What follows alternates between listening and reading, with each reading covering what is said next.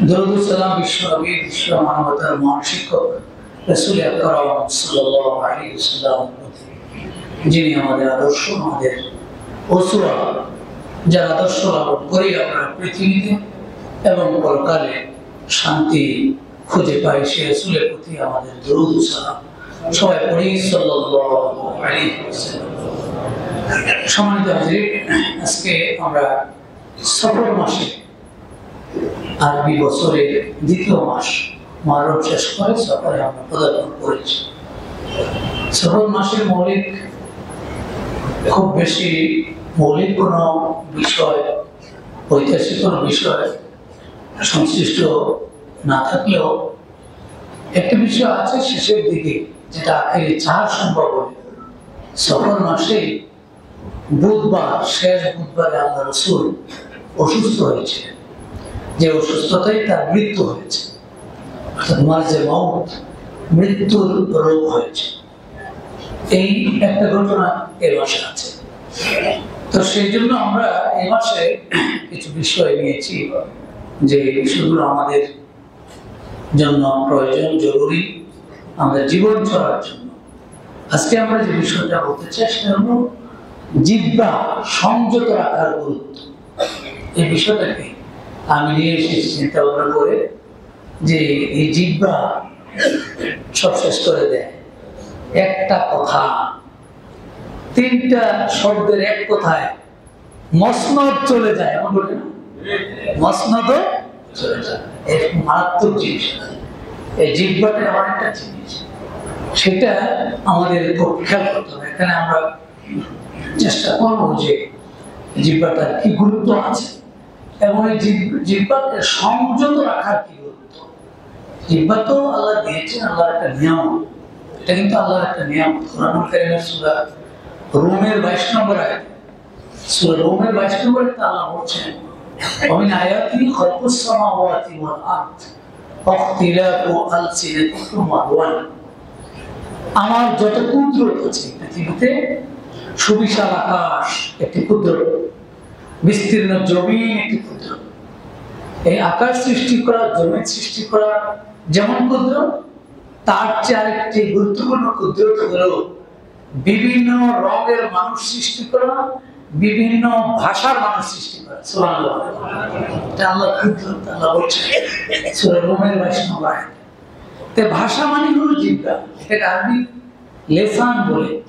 Lesson মানে ভাষা, কারণ ওই লেসান দিয়েই তো সব। জিহ্বাটা যদি আমরা নাড়াচাড়া না করি, আমরা কি কথা বলতে পারবো? একটু চেষ্টা করেন। আচ্ছা, আল্লাহ বলেন তো জিহ্বা না নাড়াই সম্ভব হবে?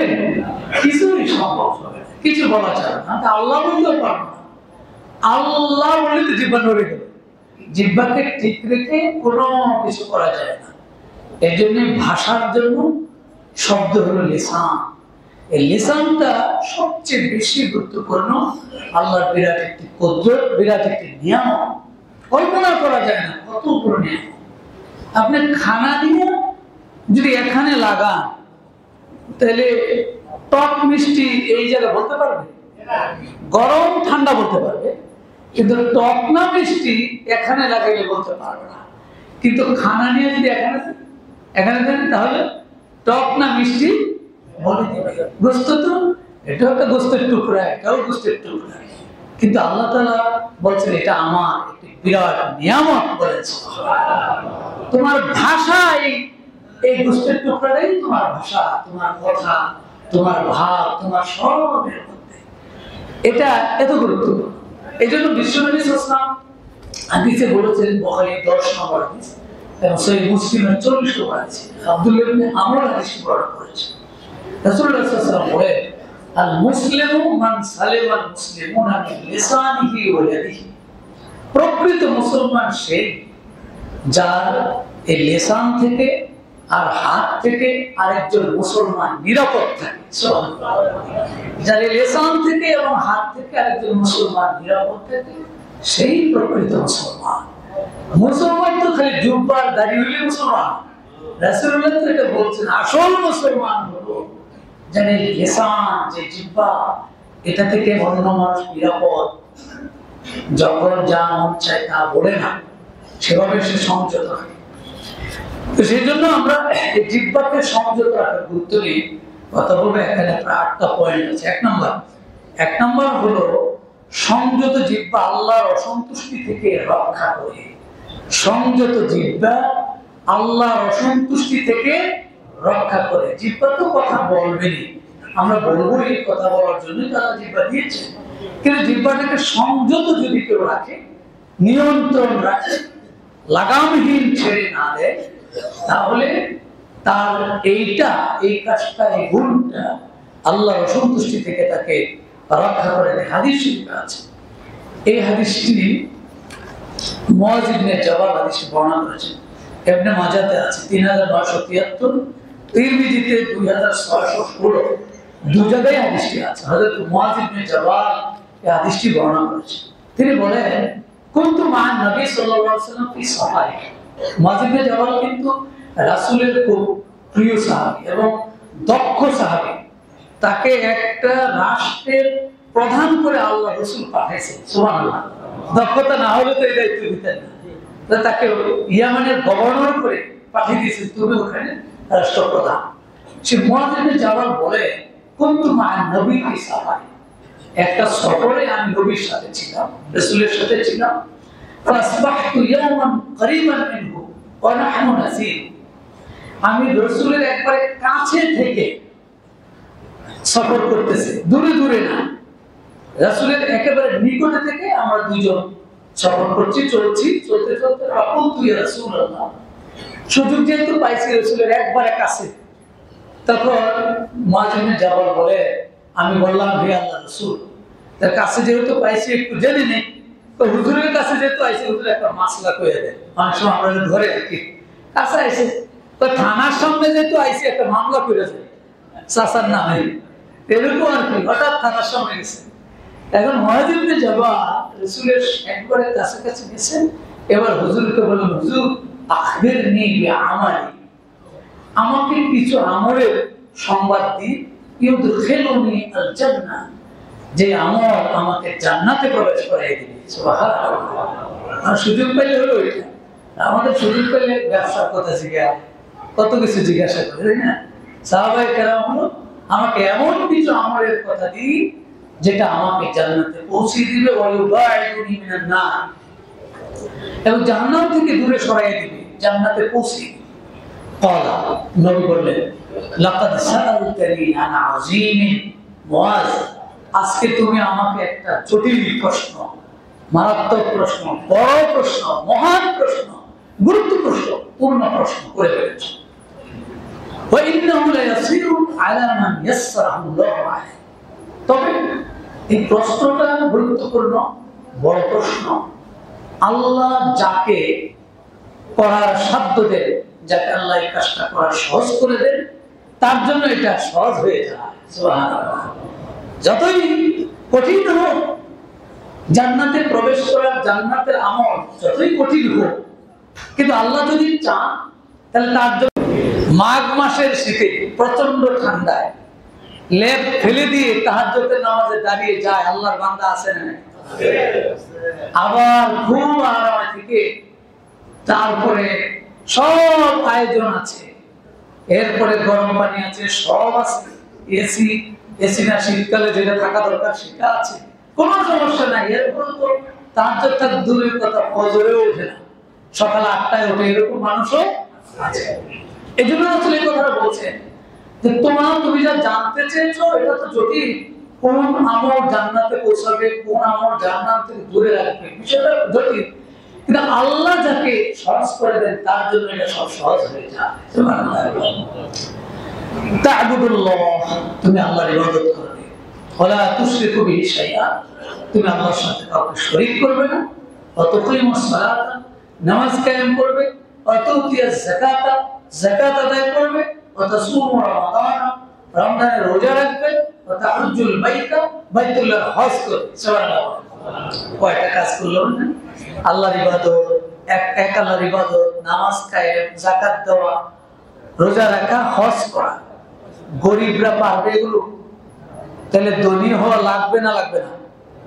যাকাত দিতে হলে তো সব মুসলমান কি সব গরিব থাকবে? গরিব থাকবে, গরিব থাকলে তো এই যে হজটাও করতে পারবে না, যাকাতও দিতে পারবে, তাহলে জান্নাতে যাবে কেন? তো হুজুর আল্লাহ গরিব বানিয়েছে, কি করবো?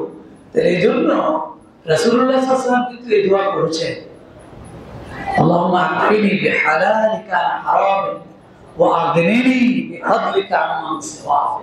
আল্লাহ আমাকে আপনি আমাদের ধনী বানায়েন, তবে যে পরিমাণ হলে মানুষের কাছে চাওয়া লাগবে না, এরকম স্বয়ং সম্পূর্ণ বলে আর কি, এরকম মানে 1000 কোটি টাকার কথা বলে না, যে পরিমাণ হলে মানুষের কাছে চাওয়া লাগবে না, এমন এতটুকু ধনী আমাকে বানায়েন।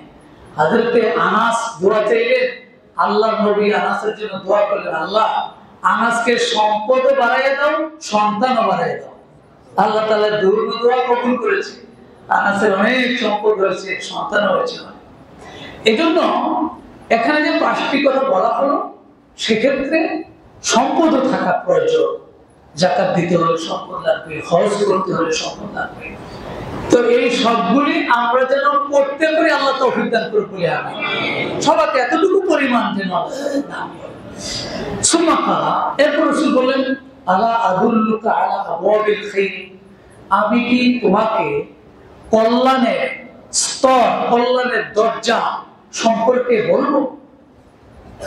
রাসূল মুয়াজকে বললেন, তখন রাসূল আবার নিজে বলা শুরু করলেন, আস-সাওমু জুন্নাতুন, রোজাটা হলো ডাল স্বরূপ। সুবহানাল্লাহ, রোজাটা হলো ডাল।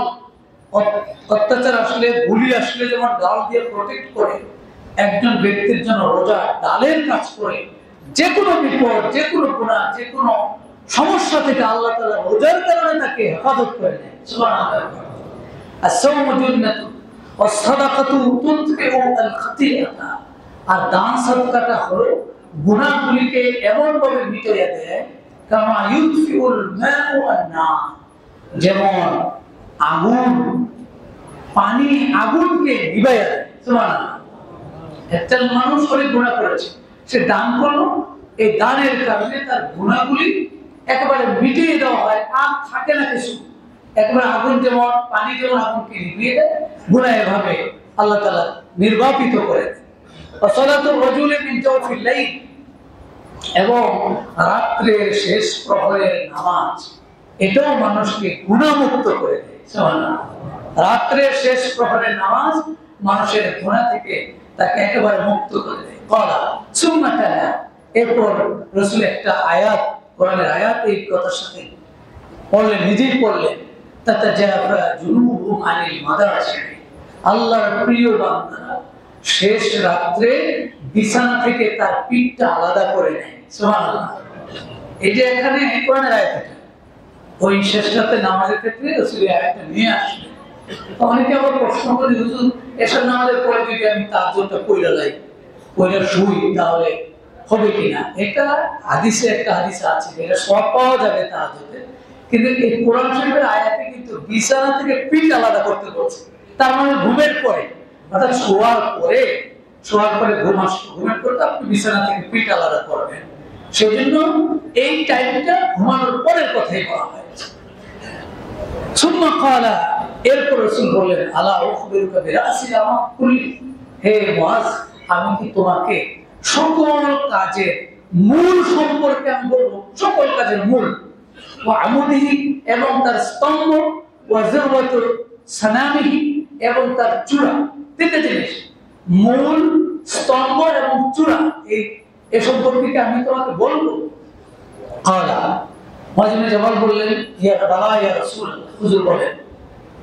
ক্বালা, ইয়া রাসূল বলেন, রাসুল আমরে আল ইসলাম, সকল কাজের মূল হলো ইসলাম। সুবহানাল্লাহ।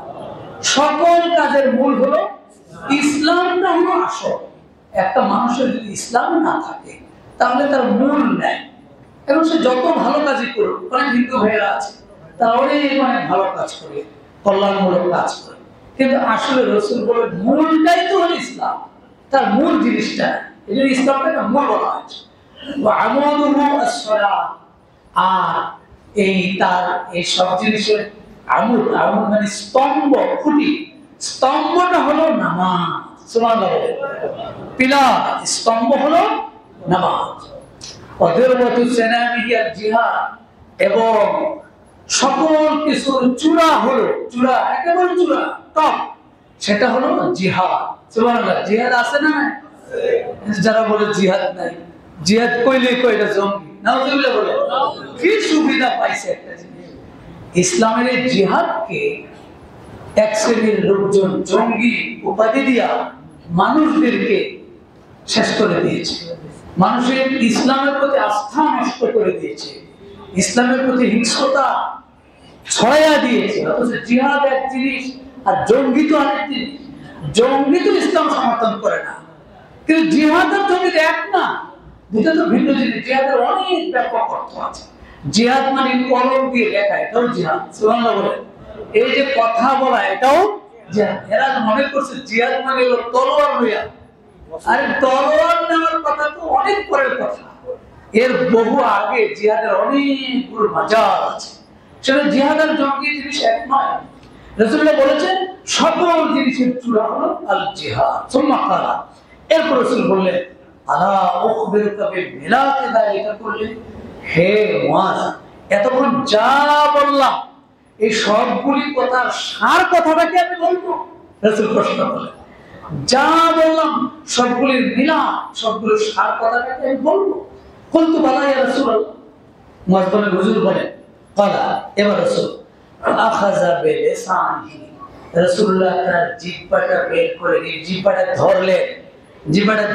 ক্বালা, এবার বললেন কুফা আলাইকা হাদা, হে মুআজ, তুমি তোমার এই জিহ্বাটাকে সংযত রাখো। সুবহানাল্লাহ বলে, যা বললাম এত কিছু, তোমার নামাজ, তোমার হজ, যাকাত সব বাদ হয়ে যাবে, কিছুই কাজে লাগবে না। তুমি আগে জিহ্বাটাকে সংযত রাখো।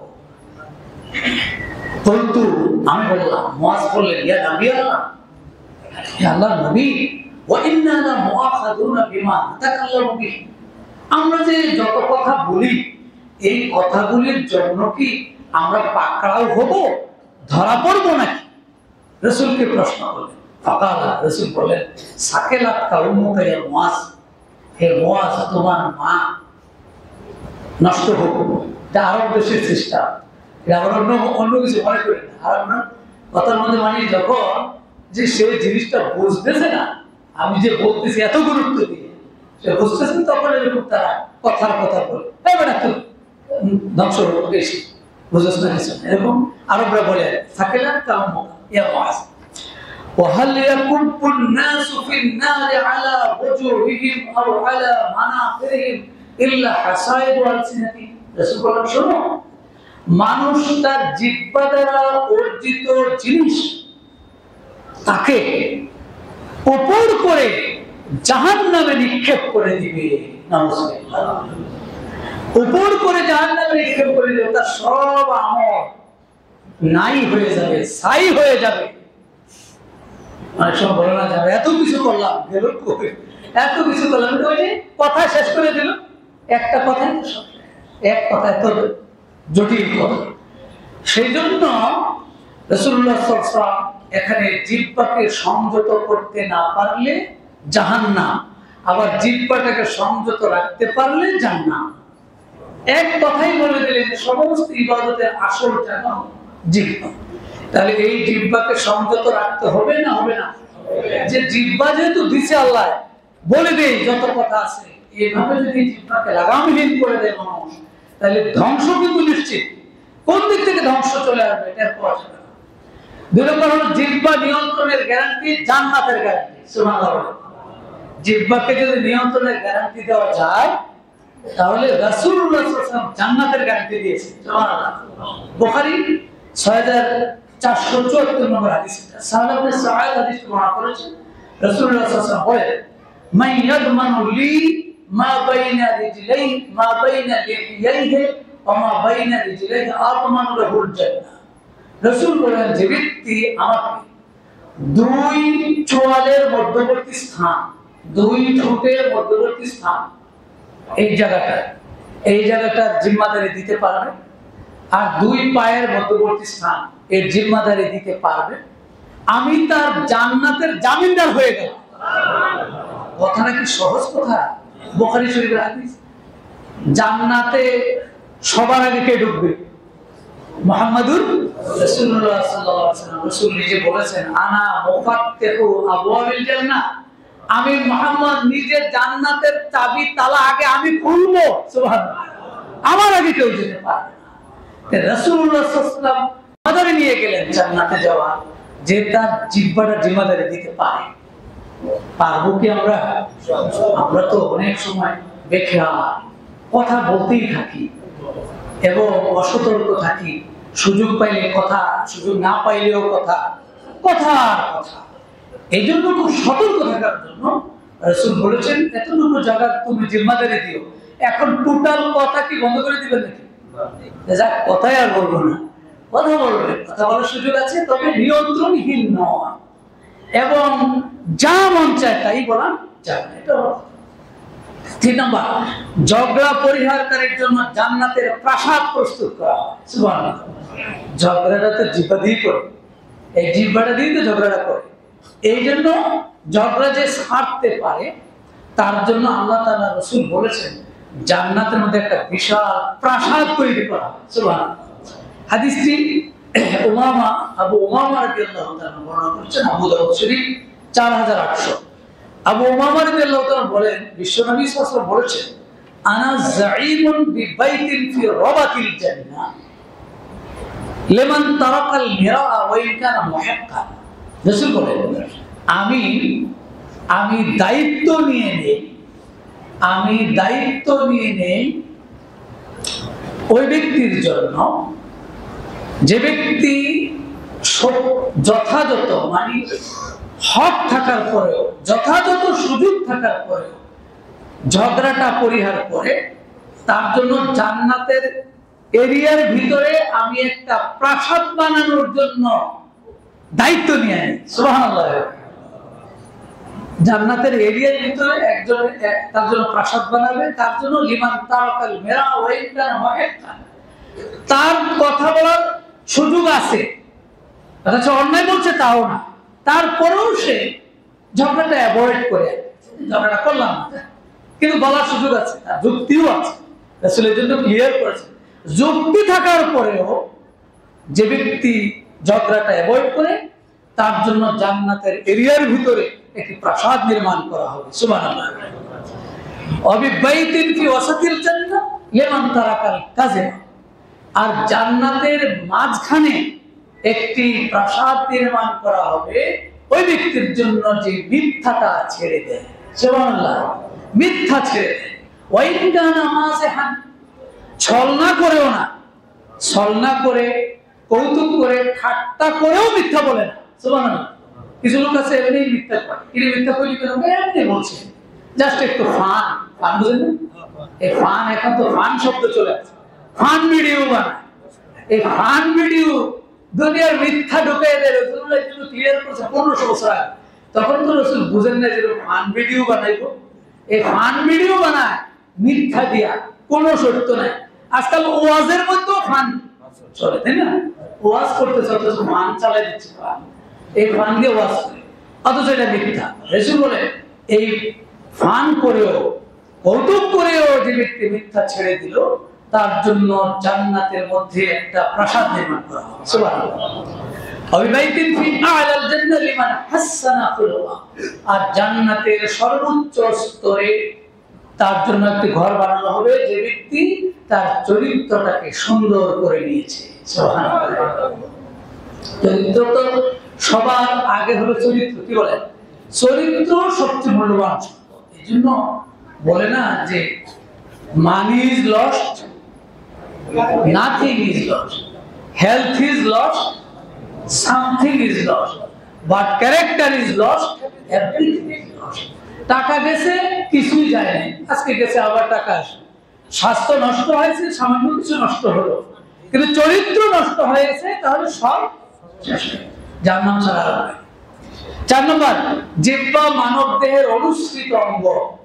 জিহ্বার যে গুরুত্বটা বলছি আমরা রাসূলের হাদিসের আলোকে, খেয়াল করেন কত দামি জিনিস আল্লাহ দিয়েছেন, এবং এই দামি জিনিস আমাকে যেমন জান্নাতেও নিয়ে যেতে পারে, আবার জাহান্নামেও নিয়ে যেতে পারে।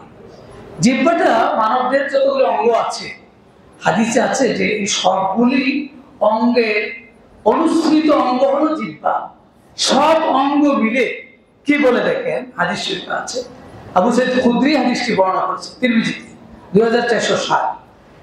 রাসূল বলেন, ইযা আসবাহা ইবনু আদম, বনি আদম যখন সকাল করে প্রভাত করে, তখন ফাইনাল আদা কুল্লা তুকাফিরুল লিসানা ফাতাকুলু ইত্তাকিল্লাহ ফিনা ফাইন্না নাহনু বিক।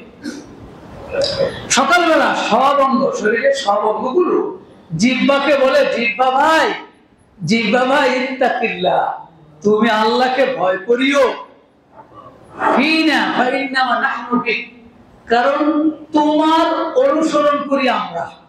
খেয়াল করে, তোমার অনুসরণ করি আমরা।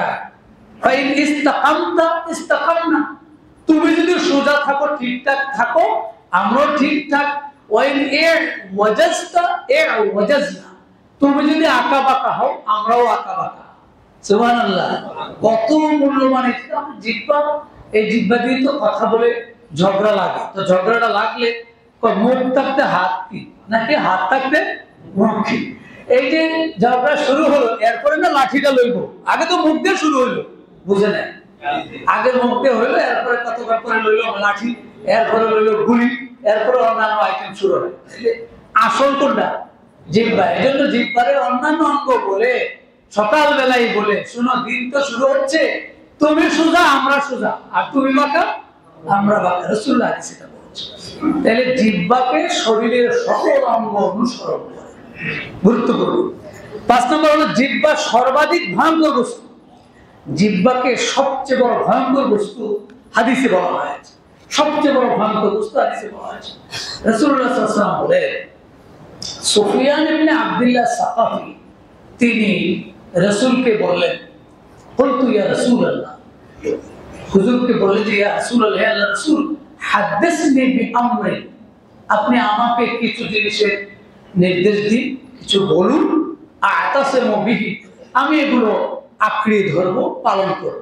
কালা, রাসূল বললেন, কুল, তুমি বলো রব্বি আল্লাহ, তুমি একটা কথা বলো, কি না? রব্বি আল্লাহ, আল্লাহ আমার রব। সুম্মাস্তাকিম, এবং এই কথার উপরে তুমি দৃঢ় থাকো। এই কথাটা শুধু রব্বি আল্লাহ বললাম, এরপরে এটার উপরে দৃঢ় থাকতে বলেছে। এমন তো বলা সহজ, রব্বি আল্লাহ, আল্লাহ আমার রব, আল্লাহ আমার রব বললে কি কে কি করবে? কিন্তু রব্বি আল্লাহটা যে কত ওজন, আমার রব হলেন আল্লাহ। রব মানে যে কত জিনিস, কত কিছু এর ভিতরে ইনক্লুড হয়ে যায়। আমি আর কারো কথা মানতে পারি না, কারো নিয়ম কানুন মানতে পারি না, আমি আমার রবের নিয়ম কানুন মানবো। এটা হলো রব্বি আল্লাহ, আমার রব আল্লাহ। তো এখন সব ক্ষেত্রে যদি রবের নিয়ম মেনে চলতে হয়, তাহলে কি কাজটা সহজ না কঠিন? কঠিন। এই জন্য রাসূল বলছেন রব্বি আল্লাহ, তো বলছো সুম্মাস্তাকিম, এই কথার উপরে অটুট থাকো।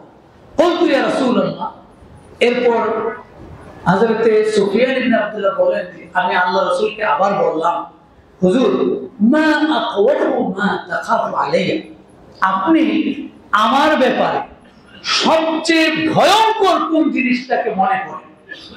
আমার জীবনের ক্ষেত্রে, চলার ক্ষেত্রে সবচেয়ে ভয়ঙ্কর কোন জিনিসটাকে মনে করেন? তখন রাসূল তো আখাযা বিলিসানি নাফসি, রাসূল তার নিজের জিহ্বাটাকে ধরলে, সুম্মা ক্বালা, এরপর বলেন হাযা, হাযা মানে এটা, হাযা মানে এটা। রাসূল জিহ্বা ধরে বললেন, এটাই তোমার জন্য সবচেয়ে বড় ভয়ঙ্কর জিনিস। ভাই, এই জিহ্বা কত গুরুত্বপূর্ণ, আমরা তো খেয়াল করি না। আল্লাহ তাআলা দিয়েছেন একটা জিহ্বা, যেভাবে ইচ্ছে সেভাবে ব্যবহার করি, যার ইচ্ছা যেভাবে বলি। এটা কোনো মুমিন করতে পারে না, মুসলমান করতে পারে না। হিসাব করে কথা বলবে, তার জীবনটা, কারণ এটাই তো তারা শেষ করে দিলেন। তার নামাজ রোজার কোনো কাজ হবে না, তো তাকে উপর করে জাহান্নামে নিক্ষেপ করা হবে এই জিহ্বার কারণ। অধিকাংশ মানুষ জাহান্নামে হওয়ার কারণ জিহ্বা।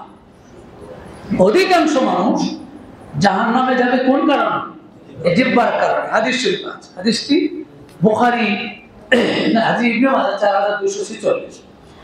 সুইলান নবী সাল্লাল্লাহু আলাইহি ওয়াসাল্লাম, বিশ্ব নবী সাল্লাল্লাহু আলাইহি ওয়াসাল্লাম একবার জিজ্ঞাসিত হলেন যে হুজুর, মা আকসারু মা ইউদখিলুল জান্নাহ, অধিকাংশ মানুষকে কোন আমল জান্নাতে ঢোকাবে, কোন আমলটা অধিকাংশ মানুষকে জান্নাতে ঢোকাবে? ক্বালা, রাসূল বলেন আত-তাকওয়া ওয়া হুসনুল খুলক, আল্লাহর ভয় মানে তাকওয়া আর উত্তম চরিত্র, এই দুটো জিনিস অধিকাংশ মানুষকে জান্নাতে প্রবেশ করাবে। রাসূলিল্লাহ, রাসূলকে আবার প্রশ্ন করা হলো মা আকসারু মা ইউদখিলুন নার, আর কোন কাজটা, কোন জিনিসটা অধিকাংশ মানুষকে জাহান্নামে প্রবেশ করাবে? ক্বালা, রাসূল বলেন আল আজওয়াফা, দুটি খালি জায়গা, দুটি খালি জায়গা মানুষকে জাহান্নামে প্রবেশ করাবে অধিকাংশ। দুটি খালি জায়গার বর্ণনা রাসূল আবার দিয়ে দিলেন আল ফামু ওয়াল ফারাজ, এই যে দুই ঠোঁটের মাঝখানে যেটা আছে আল ফাম মুখ, আর দুই রানের মাঝখানে যেটা আছে, এই দুটো স্থান মানুষকে, অধিকাংশ মানুষকে জাহান্নামে, অধিকাংশ। এই দুটি জিনিস, এই দুইটাই তো ধরে সব অশান্তি লাগায় সমাজে, পরিবারে। পরিবার থেকেই যদি শুরু করে, পরিবারে, সমাজে, রাষ্ট্রে, সব জায়গায় অশান্তির আগুন জ্বলে। পরকীয়া প্রেম করে না, পরকীয়া তো সংসার নষ্ট করে দেয়, তাহলে ওই শান্ত রাসূলুল্লাহ যেটা করছে ওই দুই জায়গা, সেজন্য এই দুটো জায়গা জাহান্নামে যাওয়ার কারণ হিসেবে। 6 নম্বর হলো অসতর্ক কথা বলা জাহান্নামে যাওয়ার কারণ। অসতর্ক কথা বলা, অসতর্ক কথা বলা। রাসূলুল্লাহ কোরআনুল কারীমে আল্লাহর কোরআনে আছে মা ইয়ালফিযু মিন কাওলিন ইল্লা লাদাইহি রাকীবুন আতীদ, সূরা কফ 18 নম্বর আয়াতে আল্লাহ বলছেন বান্দা কোন শব্দ উচ্চারণ করে না যেটাকে রেকর্ড করা হয় না। সুবহানাল্লাহ, এটা তো 1500 বছর আগে, তখন তো বোঝা যায় রেকর্ড আবার কেমনে করে, আমি কথা বলে বলছি, এটা আবার কেমনে রেকর্ড করবে? কিন্তু আজকের দুনিয়া এটা কি সহজ না কঠিন? এটা বোঝা একবারে সহজ না। আমি যা বলতেছি রেকর্ড হচ্ছে না, হচ্ছে না, এই যে যন্ত্র সামনে আছে, তার মানে আল্লাহর যন্ত্র ভিতরে আছে। রাকিবুন আতীদ বলা হচ্ছে এখানে যে মানুষ যত শব্দ উচ্চারণ করবে সবগুলাই রাকিবুন আতীদ, অতন্দ্র প্রহরী, সর্বদা নিয়োজিত প্রহরী আছে রেকর্ড করার জন্য। সুবহানাল্লাহ, এরা কি ঘুমায় না? ঘুমায়। আল্লাহর যারা আছে তারা ঘুমায় না। রাকিব আমাদের ধরেন যারা সীমান্ত পাহারা দেয়, এরা বলে অতন্দ্র প্রহরী, কিন্তু মাঝে মাঝে ঘুমায়। আবার না ঘুমাইলেও সজাগ আছে, তাও দেখেও দেখে না, কিছু ছেড়ে দিলে হয়তো ছেড়ে দিল আর কি, এরা অতন্দ্র হইল না। কিন্তু আল্লাহর বাহিনী হলো রাকিবুন আতীদ, এরা ঘুমাই না। সুতরাং সব সময় রেকর্ড, যত শব্দ আমরা উচ্চারণ করে সবগুলো কি হয়ে যায়? রেকর্ড হয়ে যায়। এজন্য রাসূল বলেন ইন্নাল আবদা লা ইয়াতাকাল্লামু বিকালিমাতিন মিন রিদওয়ানিল্লাহ লা ইউলকি লাহা বালান ইয়ারফাউ আল্লাহু বিহা দারাজাত, কোন বান্দা যখন কথা বলে, যে কথাই বলে, সে আল্লাহর সন্তুষ্টিমূলক কথা বলে ফেললো, মানে অসতর্ক অবস্থায় খেয়াল করে, কিন্তু কথাটা আল্লাহ সন্তুষ্টিমূলক হয়ে গেছে, তো এই যে হয়ে গেল ইয়ারফাউল্লাহু বিহা দারাজাত, আল্লাহ তাআলা এর মাধ্যমে তার মর্যাদা বাড়িয়ে দেন। সুবহানাল্লাহ, যদিও সে অসতর্ক বা এমনি একটা এমন একটা কথা বলছে, আসলে কথাটা আল্লাহ সন্তুষ্টিমূলক কথা হয়ে গেছে, খুব বেশি খেয়াল করেন। আবার ওয়াইনাল আবদা লা ইয়াতাকাল্লামু বিল কালামি সাখতিল্লাহ, আর কোন বান্দা যদি আল্লাহর অসন্তুষ্টিমূলক কোন কথা বলে ফেলে, লা ইউলকি লাহা বালান, অসতর্ক খেয়াল করে নাই, ইয়াহবি বিহা ফি জাহান্নাম, সেটার জন্য তাকে জাহান্নামে যেতে হবে। নাউযুবিল্লাহ। তাহলে কথা বলার ক্ষেত্রে খুব সতর্ক থাকতে হবে, সিরিয়াস সতর্ক থাকতে হবে। এই কথাই সবচেয়ে বিপদ ডেকে আনে, জিহ্বা ধ্বংস ডেকে আনে, অসংযত জিহ্বা মানুষের জীবনে ধ্বংস ডেকে আনে। হযরত আবু বকর রাদিয়াল্লাহু তাআলা আনহু, একদিন আবু বকর রাদিয়াল্লাহু তাআলা আনহুর সঙ্গে ওমর ঢুকলেন, দেখালাম ওমর ইয়ামান আলা আবি বকর সিদ্দিক ও হুয়া ইয়াজবেজু লিসানা, গিয়ে দেখলেন আবু বকর রাদিয়াল্লাহু তাআলা আনহু তার জিহ্বাটাকে টানতেছে, জিহ্বা ধরে টানতেছে। কেন? ফাকালা ওমর মা গফরাল্লাহু লাক, আবু বকর থামেন, ভয় পেয়ে যাওয়ার কথা তো, অনেক সময় জিহ্বা ধরে টান শুরু করলে, জিহ্বা মৌলিক জিনিস না, বিরাট গুরুত্বপূর্ণ জিনিস। ওমর বললেন থামেন। ফাকালা আবু বকর রাদিয়াল্লাহু তাআলা বললেন ইন্না হাযা আওরাদানি আল মাওয়ারিদা, এই জিহ্বাই আমাকে ধ্বংসের দিকে নিয়ে যাচ্ছে। আবু বকর রাদিয়াল্লাহু আনহু জান্নাতের সুসংবাদ পাওয়া মানুষ, রাসূলুল্লাহর প্রথম খলিফা সাহাবী, কত মানে সেই সাহাবী জিহ্বা ধরে না। তার মানে কি? এই জিহ্বাকে নিয়ন্ত্রণ করা, জিহ্বাকে কন্ট্রোল করা, সংযত রাখা কত গুরুত্বপূর্ণ আমরা উপলব্ধি করব। আল্লাহ রাব্বুল আলামিন আমাদেরকে আল্লাহ প্রদত্ত এই নিয়ামত জিহ্বাটাকে সংযত রাখার তৌফিক দান করুন বলে আমিন। ওয়া আখিরু দাওয়ানা আলহামদুলিল্লাহি রাব্বিল আলামিন। আসসালামু আলাইকুম ওয়া রাহমাতুল্লাহি ওয়া বারাকাতুহু।